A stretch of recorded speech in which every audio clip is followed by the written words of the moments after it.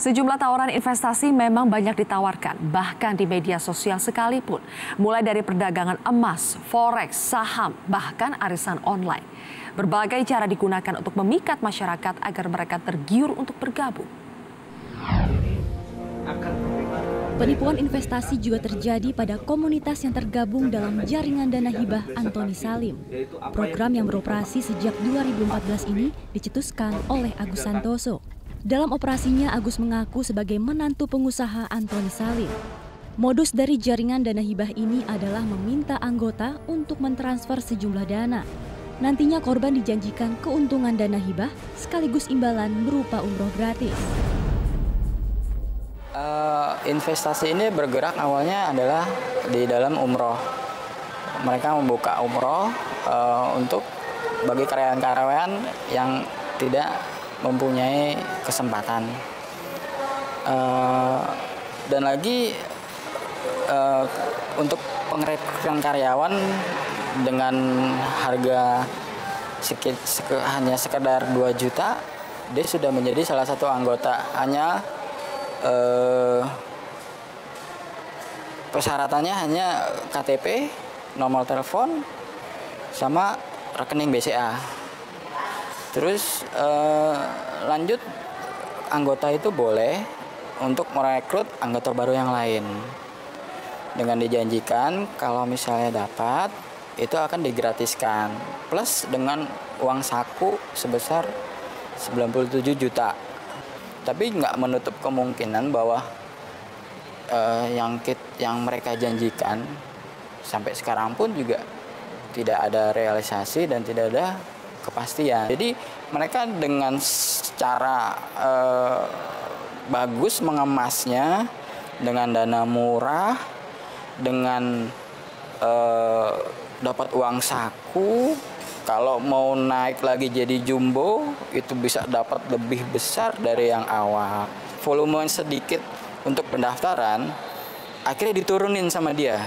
Jadi 1.200.000 untuk mendapatkan lebih banyak volumenya.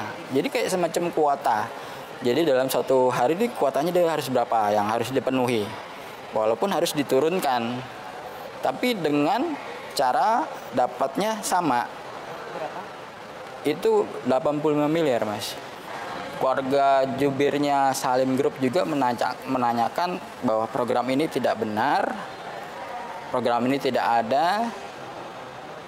Agus Santoso itu bukanlah siapa-siapanya Antoni Salim. Nilia juga bukan apa-apanya Salim Group. Bapak jam 5 sore, karyawan di rumah tanggal 7 Desember tahun 2017 sudah menerima segala fasilitasnya. Itulah berawal dari penawaran-penawaran umroh gratis, lalu setelah umroh gratis lalu meningkat menjadi tawaran bantuan hibah dengan sejumlah uang administrasi sebagai pengikat. Ada 1.200.000, ada yang 2.400.000. Lalu meningkat lagi di tawaran untuk mendapatkan suatu iming-iming untuk mendapatkan suatu bantuan finansial hibah 690 miliar. Lalu ditawarin ada uang hibah dengan persyaratan demikian mudah 85 miliar, 690 miliar akan tertarik. Itulah kondisi real yang seadanya. Sejak dari ditawarkan sampai saat ini tidak pernah terrealisir. Padahal pada menawarkan ini dana sudah di depan mata. Sabar saja, tinggal menunggu.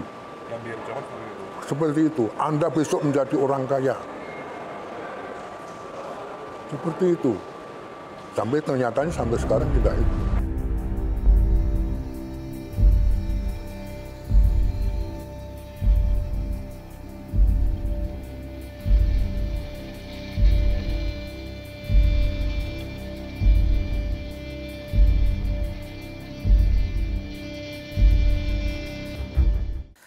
Sebenarnya kayak gini loh, investasi bodong itu kalau disederhanakan muncul karena memang permintaannya tinggi.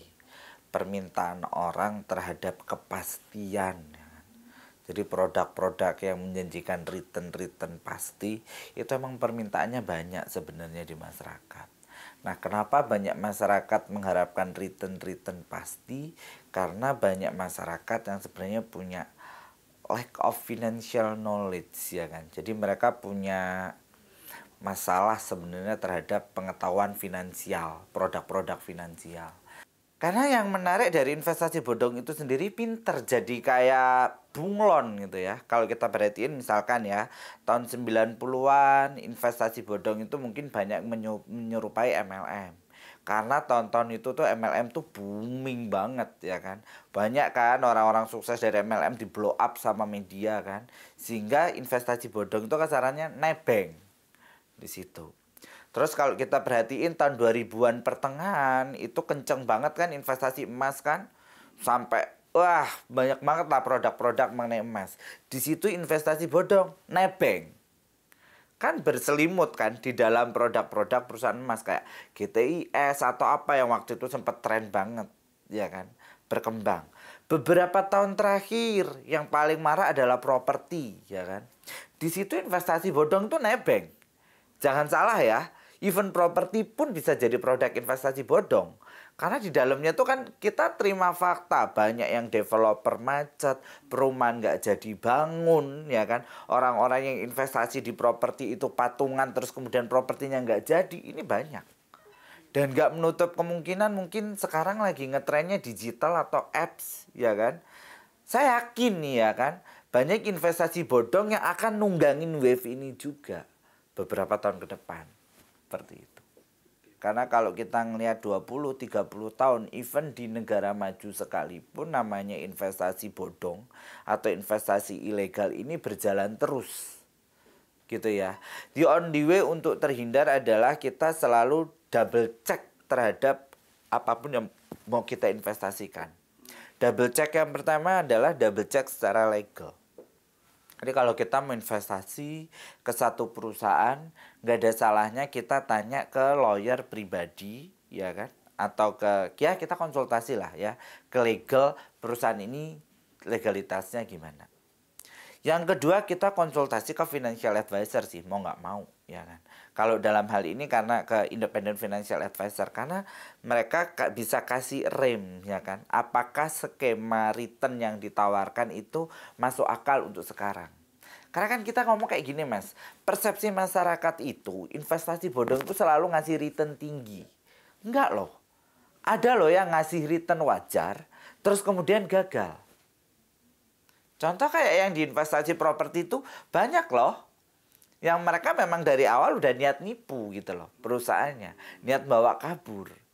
Jadi kadang persepsi investasi returnnya besar banget itu juga nggak sepenuhnya benar. Yang mereka ngasih terlihat wajar-wajar pun bahkan nggak ngasih untung pun ada yang ngambil. Gitu loh. Jadi kayak beragam rupa banget sih penerjemahnya memang. Kayak kita mungkin sekarang masih dalam masa kasus-kasusnya banyak properti ya.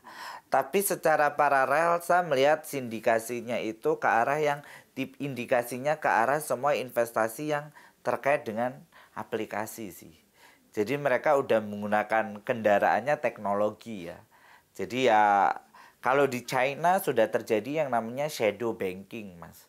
Shadow banking itu istilah investasi bodong dalam kapasitas yang lebih modern. Jadi mereka melakukan prakteknya perbankan, kolek dana masyarakat, kemudian dipinjemin ke pihak lain. Nah, nangkap ya. Kalau di Indonesia ya mungkin bentuknya kayak peer-to-peer lending gitu ya kan. Tidak semuanya, tapi ada yang nebeng. Pasti itu mas. Gitu. Ciri yang paling umum sebenarnya dari investasi bodong ini adalah dia akan memancing greedy kita, rasa serakah kita. Jadi cara paling aman supaya nggak terjebak dengan investasi bodong adalah dari awal kalau kita mau investasi itu jangan kejar returnnya dulu, tapi cek dulu ini gimana sih legalitasnya, ini gimana sih secara konsep bisnis make sense nggak. Investasi bodong itu akan selalu ada sepanjang masa. Dia akan berubah dalam banyak bentuk. Kuncinya adalah dari kita sendiri supaya kita tidak terjebak adalah kita harus bisa mengendalikan rasa serakah kita. selain mengendalikan rasa serakah, pastikan kita punya pengetahuan yang cukup mengenai legal dan peraturan keuangan. Kalau dua ini kita pegang, kita bisa kendalikan rasa serakah, kita punya pengetahuan legal yang benar, kita punya pengetahuan mengenai keuangan yang benar, maka kita pasti bisa terhindar dari yang namanya investasi bodong.